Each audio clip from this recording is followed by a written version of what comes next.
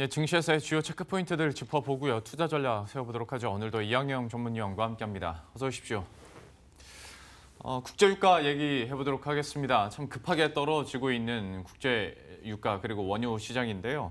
원유 선물이 불과 사실 6주 전까지만 하더라도 2014년 이후에 최고 수준을 기록했었는데 또 최근 2주 사이에는 가파른 하락세를 보이면서 전혀 다른 흐름을 보이고 있습니다. 사실 한 달 전까지만 해도 시장에선 국제유가 뭐 100달러 간다 막 전망들이 나왔었는데 지금은 이제 50달러대까지 떨어진 상황이고요. 미국의 이란 제재가 결정되고 나서 국제유가는 4년 만에 최고치를 기록했지만 이후 산유국들이 공급 물량을 채우기 위해 노력할 거다라는 추측들이 나오면서 결과적으로는 국제유가가 가파르게 하락을 하고 있습니다. 또 제재가 한시적 조치라는 점 그리고 일부 국가는 제외시켰다라는 점도 이런 하락세에 힘을 보탰는데요.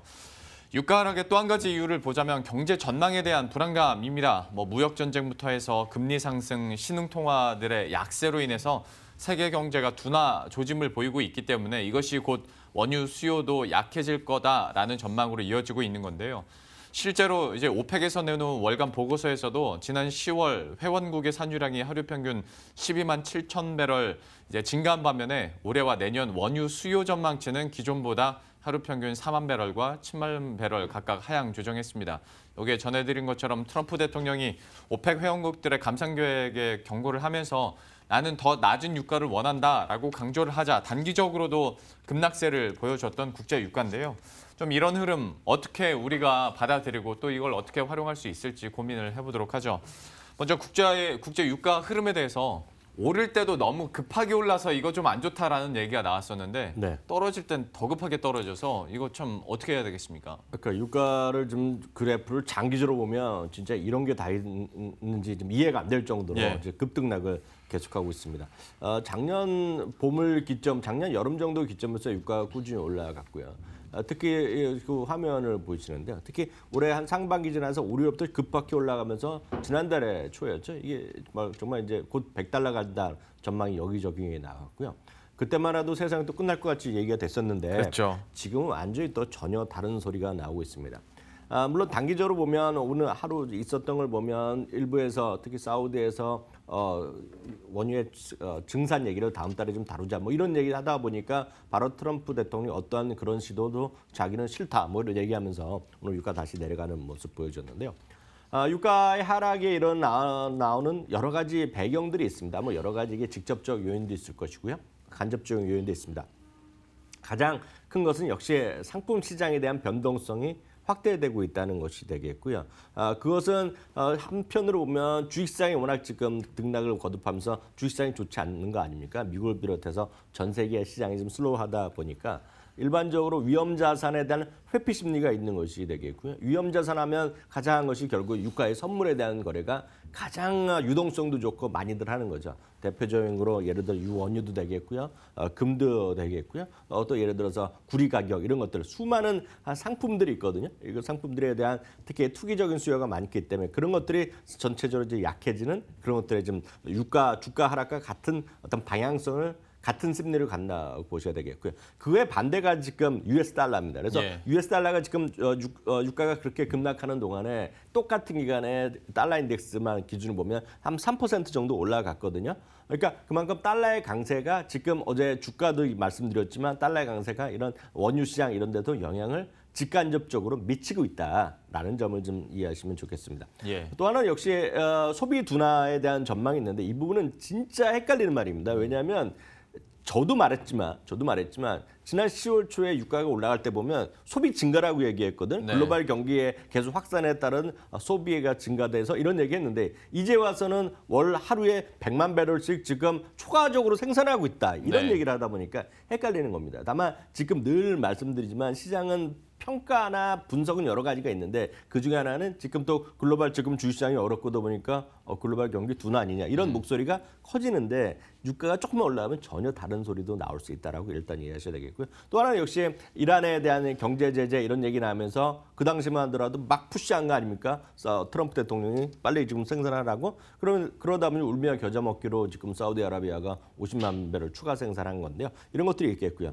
또 하나는 앞서도 잠깐 얘기했지만 엄마 크진 않다고 하지만 우리나라를 비롯해서 몇 나라가 6개월에 한정해서 이란에 대한 석유 수입을 예외로 인정받고 있는 거 아닙니까? 그러다 보니 이란의 경제 제재가 예상보다 낮고 이런 것들이 어우러지면서 지금 유가가 좀 떨어지고 있다라고 이해하셔야 되겠는데 이 모든 논리가 앞서 말씀드렸다시피 유가가 조금만 또 반등하면 전혀 다른 똑같은 논리로 또 반대 목소리가 나올 수 있다는 것이 그만큼 이런 오일 시장에 대한 투기성을 보여주고 있다라고 이해하시면 됩니다. 그렇죠. 아무래도 뭐 이렇게 움직임 자체도 워낙 급등락을 하고 있고요. 뉴스들도 혼재돼 있다 보니까 저희가 앞에서도 뭐 지금 나오고 있는 뉴스들 정리를 해드렸고 왜 이렇게 급하게 떨어지는 정리해드렸습니다만 언제 또 이런 분위기가 바뀔지는 모르겠습니다.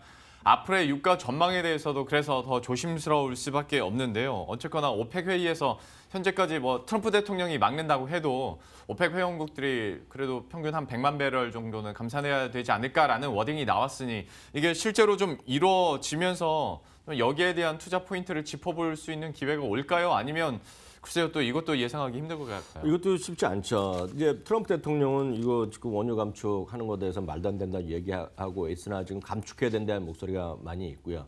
미국 안에서도 목소리가 많이 나옵니다. 지금 미국은 어찌됐건 유가가 올라간 상태에서 지금 생산하면 지금은 꽃놀이패를 갖고 있는 거거든요. 지금 미국의 셰일가스를 통해서 지금 세계 최대의 원유 생산국이 돼 있단 말이죠, 지금요. 그런 상태에서 유가가 좀 계속 떨어지면 수많은 텍사스의 어떤 오일 메이저들은 기분 나쁠 수 있으니 기본적으로 보면 유가에 대한 조금 상승을 원하는 쪽은 마찬가지겠으나 이런 게 있습니다. 원유랑 셰일가스의 원가 차이가 나기 때문에 유가가 전체적으로 낮더라도 셰일가스 업체들은 일단 돈을 벌 수 있다. 그런 주장도 분명히 있거든요. 그렇기 때문에 여러 가지 목소리가 있는데 이건 뭐 뚜껑을 열려봐야 되겠다라고 이해하시면 좋겠습니다. 다만 이 모든 것에 유가가 안정하기 위해서는 앞서도 말씀드렸다시피 주식시장이 좀 안정돼야 되겠다라는 점을 다시 한번 역으로 말씀드리겠고요. 문제는 이런 원유 가격이 하락이 계속 이어지면 어떤 결과가 나오겠느냐, 과거에 어땠느냐를 우리가 살펴볼 필요가 있습니다. 원유 가격은 대표적인 어떤 상품, 커머더티를 끌고 가는 대표적인 것이 되겠고요. 한번 생각해 보시면 될 텐데요. 일단 원자재를 생산하는 나라가 최종 소비재 아니면 어떤 중간재 제품을 사는 첨단 제품을 생산하는 나라의 어떤 뭐라요? 잘 살고 못 살고의 그 차이가 날 수밖에 없거든요. 그러니까 원유나 상품에 의존하는 나라는 상대적으로 이머징 마켓입니다. 이머징 마켓. 그것이 브라질일 수도 있고요. 인도네시아일 수도 있고 예를 들어서 인도도 있을 수 있고 여러 나라 동남아 대부분 나라가 될게 아프리카 말할 것도 없겠고요. 중남미도 마찬가지가 되겠는데요. 이런 나라들의 입장과 그러니까 원자재 가격 자기네 수출하는 가격이 떨어지는 상태에서 예를 들어서 달러가 이렇게 지금 상대적으로 강해지고 돈은 빠져나가 그러면 지금 이 모든 것이 어우러지면서 가장 어려운 것이 이머징 마켓입니다. 그래서 이머징 마켓에 분명히 반등을 할 수 있다는 주장도 있고 이머징 마켓 적극적으로 베팅해야 된다는 목소리는 넘쳐나지만 지금 이런 모든 상황이 이머징 마켓에 냉정히 보면 호의적이다 아니면 해볼 만하다 불리하다 그러면 지금은 불리하다라고 말씀드릴 수밖에 없겠고요. 비이성적인 가격이 지금 이루어지고 있다는 것을 이해하셔야 되겠습니다. 물론 이런 추세가 계속 이어진다 그러면 지금이라도 많은 분들이 얘기하는 석유화학도 사면 되고 항공주도 사면 되고 한국전력도 사면 되거든요. 포스코도 대부분 떼야 되니까 이거 사면 되는 건데 이게 말씀드렸다시피 비이성적인 가격이 한번 훅 바뀌면 이거 그냥 갑자기 그냥 뭐 4, 5% 하락하는 거 일도 아닐 수 있거든요. 그래서 이런 원자재 가격 제가 늘 저의 개인적인 시각이지만 원자재 가격을 바탕으로 해서 호재 악재 찾는 것에 대해서는 저는 상당히 부정적으로 보고 있습니다. 그래서 쉽게 해서 제 표현이지만 돈을 번 사람을 제가 별로 본 적이 없습니다. 그래서 너무 휩쓸리지 마시고 그보다는 늘 좀 균형된 시각으로 결국 항공주는 결국 대한항공 돈을 잘 벌면 되거든요. 장기적으로. 경쟁력도 좋아져서 계속 모든 사람들이 대한항공 비행기만 타겠다는 사람들이 넘쳐난다는 얘기죠. 기름도 좋고. 아니면 진에어도 좋고 다 좋단 말이죠. 그게 아니다 그러면 그게 왜 계속 올라가야 될지에 대해서는 전 회의적이죠. 다만 유가 하락에 따라서 말씀드렸다시피 주식 투자에 계속 더 내려갈 수도 있고 올라갈 수도 있기 때문에 급변동이 가능하다. 그걸 충분히 알고 매매하시면 좋겠습니다. 유가 같은 경우에 최근 흐름이 뭐 개별주 흐름처럼 좀 급등락도 이어지고 있고 하락을 하더라도 좀 연속적으로 가파르게 하락하고 있기 때문에 전망에 대해서도 하기가 쉽진 않은데요. 때문에 이것저것 직접적인 투자하실 때는 좀 더 유의하시면서 좀 대응을 하셔야 그래도 나중에 또 급락도 피하지 않을까 싶습니다. 첫 번째 국제 유가에 대해서 이렇게 살펴봤고요. 두 번째는 국내 증시 이야기 해보도록 할 텐데요. 아무래도 시장 분위기도 그렇고요. 그리고 뭐 워낙 국내외적으로 경기에 대한 불안감 그리고 자신감이 없다 보니까 이런 것들이 주식시장 전략에도 좀 녹아드는 모습입니다. 지금으로서는 어떤 강한 반등도 기대할 수 없기 때문에 아무래도 많은 분들이 방어주에 대한 관심도 높아질 것으로 보이는데요. 대표적인 것이 통신업종이죠. 방어적 성격에다가 이제 배당 매력도 있다 보니까 시기적으로나 그리고 상황적으로나 투자자들의 러브콜을 받고 있습니다. 실제로 10월 말부터 기관의 매수세도 좀 이어지고 있고요. 현재 추산되는 통신주들의 배당 수익률이 SK텔레콤이 한 3.8%, KT가 3.62%, LG U+, 최근에 워낙 많이 올라와서요. 2.83% 상대적으로는 약간 낮게 추정이 되고 있는데요. 그래도 시장 수익률보다는 좋은 편이고 여기에다가 시장 전체가 모멘텀을 찾아보기 힘든데 통신업종 같은 경우에는 5G라는 딱 한마디로 얘기할 수 있는 간단 명료한 모멘텀이 또 있다 보니까 많은 분들이 더 관심을 갖고 또 돈을 투자하게 되는 것 같습니다. 이런 방어업종에 대해서 지금으로서 어떻게 볼 수 있을지 그리고 또 전략은 구체적으로 어떻게 짜볼 수 있을지 한번 얘기를 해보도록 할 텐데요. 통신업종 얘기를 하기 전에 방어주 자체에 대해서 요즘에 전문가들이 추천하는 종목들도 방어적인 성격이 참 많아서요. 좀 위원님께서는 어떻게 보십니까? 방어주라는 거에 대해서 개념만 다시 한번 간단히 정리드리면 방어주는 이런 거죠. 경기의 방향성과 상관없이 어떤 주가의 변동성도 좀 덜한 것이 되겠고요. 그보다는 경기의 어떤 변동과 상관없이 수요가 꾸준하게 일어나는 것. 그렇다고 경쟁이 심하지도 않은 것. 이런 것들이 방어적인 어떤 주식이고 상대적으로 안전한 것을 우리가 방어적인 주식이다라고 우리가 이제 어떤 교과서적으로 표현하고 있는데요. 대표적인 것이 뭐 주식이랑 상관없이 말씀드리면 음식물이죠. 음식물. 그러니까 생수 같은 거고 그냥 계속 마셔야 되는 거죠. 치약 안 쓸 수 없지 않습니까? 비누 안 쓸 수 없죠. 라면 이런 것들이 대표적인 필수 소비재라고 보셔야 되겠고요.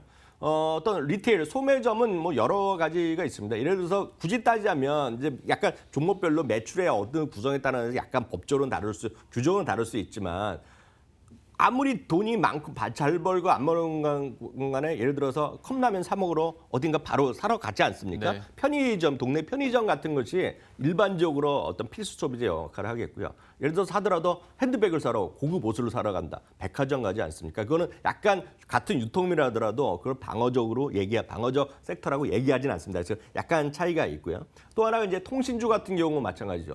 이거 지금 돈이 안 되니까 핸드폰을 끊어야 될까? 이런 거 별로 안 하지 않습니까? 뭐 그런 것들이 되겠고요. 또 하나는 자산주 같은 경우죠. 워낙 실적보다는 자산주의 가치부로 가는 저PBR주 이런 것들을 흔히 해서 방어적 섹터라고 얘기를 하고 있는데 지금의 일단 방어주를 된다는 건 미리 먼저 큰 틀에서 말씀드리면 지금 방어주를 얘기를 많이 하는 것들은 기본적으로 뒷단을 보면 그렇게 말하는 사람들 대부분이 주식시장이 어렵다는 것을 애들로 표현하고 있다라고 이해하시면 되겠습니다. 그렇죠. 그것의 반증이라고 볼 수 있을 것 같은데 그 중에서도 그래도 자체적인 모멘텀이 살아있는 게 앞에서 말씀드린 것처럼 통신주가 아닐까 싶어요. 그러니까 어떤 실적적인 측면에서 봤을 때는 5G에 대한 투자가 워낙 지금 대규모로 많이 일어나고 있으니까 뭐 그렇다 치더라도 뭐 내년부터는 이것이 실적에 이제 플러스로 작용을 할 것이고 그리고 이제 찬바람 부니까 배당 얘기 자주 하게 되는 거고요. 통신주에 대해서 위원님께서는 어떻게 보시나요? 뭐 통신주는 워낙 제가 긍정적으로 봤죠. 특히 뭐 SK텔레콤이다, 뭐 많은 사람들이 LG 플러스라니까 그런 거는 긍정적으로 보면 맞습니다. 왜냐하면 말씀드렸다시피 통신주의 어떤 주가 안정성도 있고요. 특히 우리나라 3대 통신, 특히 SK텔레콤은 대한민국에서 배당 성향이라는 건 돈 벌 거 벌어갖고 세금 내고 나머지 중에서 얼마만큼 소위 주주들한테 돌려주냐거든요.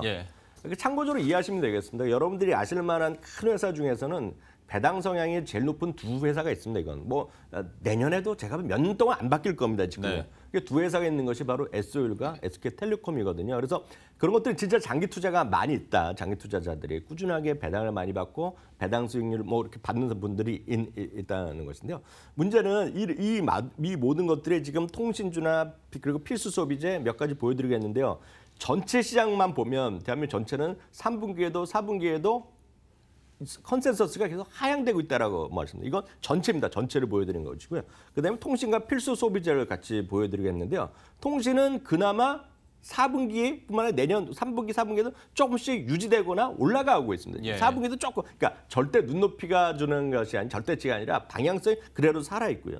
필수 소비재를 다시 보여드리면 필수 소비재도 비슷합니다. 약간 내려가고 있지만 그나마 지금 버티고 있는 거가 되겠고요. 또 하나는 은행입니다.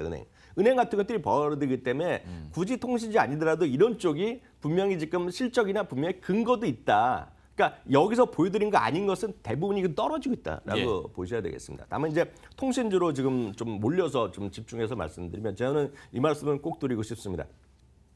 통신주를 여러분들이 만약 관심 있으시면 단기적으로 지금 SK텔레콤이나 LG 프로 사갖고 연말까지 배당도 받고 하면서 한 10% 올라갔고 말이죠. 배당도 한 3% 받으면 크게 이익 난다. 그래서 배당 받기 전에 홀랑 팔아먹겠다. 이렇게 생각하면 저는 안 된다고 보겠어요. 왜냐하면 그렇게 될 가능성이 있겠으나 항상 위험할 수 있습니다. 왜냐하면 지금 이렇다 몰리다 보면 많은 분들이 앞서 뉴스나 이런 데 쉽게 얘기합니다. 5G의 성장성 얘기하지 않습니까? 저는 5G 성장성 얘기하면 그게 틀리다는 말이 아니라 저는 완전히 반대 입장입니다. 5G요? 그럼 4G 때는 안 그랬었나요? 3G 때는 안 그랬었나요? 3G 되면 세상이 바뀐다 그랬습니다. 4G 되면 세상이 바뀐다 그랬지만 SK텔레콤은 지금에서야 한 10년 전 주가 회복한 거거든요. 네. 5G, 5G 다음에 뭐가 나오겠습니까? 또 6G 나올 거 아닙니까? 저는 그냥 하는 뉴스 투자 포인트라고 보고 있고요. 진짜는 뭐다? 안정적으로 배당을 받겠다. 그런 분 아니면 제가 봤을 때 그냥 단기적으로 차익을 위해서 매매한다 그러면 저는 오히려 말리고 싶습니다. 그렇게 해서 돈이 잘 안 될 거다 이렇게 말씀드립니다. 예. 방어적인 성격의 투자 전략, 그중에서도 통신업종 얘기를 했는데요. 마지막에 어떤 통신주를 바라보는 기대, 그 시각에 대해서는 혹시 어떤 분들에게는 좀 변화가 필요할지도 모르겠고요. 어떤 분들에게는 지금도 수익권에서 잘 운영을 하고 계실 거라고 생각을 합니다. 연말 또 배당 시즌 되면 될수록 그리고 찬바람이 더 거세게 불수록 통신주에 대해서는 많은 전문가들의 입에서 또 나올 테니까요. 이 부분 방금 나왔었던 조언 참고하시면서 또 투자 전략 세우시면 좋을 것 같습니다. 잠시 후 딱 이거 얘기도 한번 해보죠. 어떤 내용 오늘 준비하셨습니까? 어저께 이제 시장에서 상당히 어려웠던 거 하나가 반도체 주식마저 최근에 좀 흔들려버리고 있지 않습니까? 반도체 주식에 지금 흔들리는 가장 중요한 이유, 결국 우리가 숫자로 확인할 수 있는 거. 그리고 수출입이 지금 통계가 11월 거 나와서 좀 이슈가 되고 있는데 그 부분을 좀 자세히 설명드릴까 합니다. 예, 잠시 후 딱 이거도 기대해 주시고요. 이항영 전문위원과는 여기서 인사드리도록 하겠습니다. 오늘 말씀 고맙습니다.